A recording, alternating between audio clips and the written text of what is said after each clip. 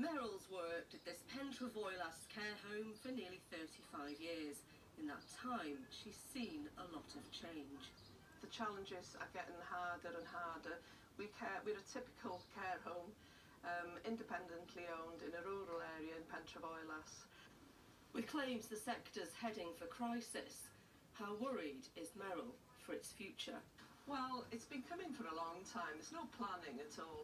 I think the latest report said there's a shortage of about 10,000 beds in about 9 or 10 years, but there's 40 care homes closed. Experts say the sector is hemorrhaging cash, with different areas of Wales paying differing amounts of money for the same level of service. I think the answer is to support care homes.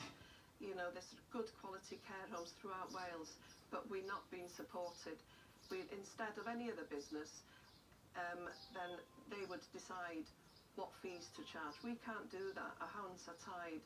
Betty Cadwaladr decides what fees they're going to pay and what they can afford. It's all about affordability, not how much is the care. I wasn't born yesterday, I certainly wasn't. There's no doubt that it's a real labour of love for those that work in nursing homes like this one, but experts in the care sector argue that they're sleepwalking into a disaster and doing nothing is no longer an option.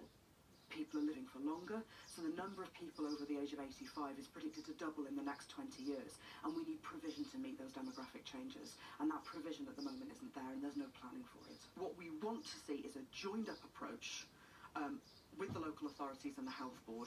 We want a standardised methodology for fee setting.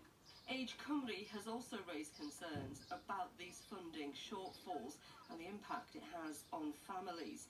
If there are fewer care homes in the future, it would hit people like Sue, whose mother-in-law receives around-the-clock care. I just can't believe that we're treating elderly members and maybe other members of our community in this way.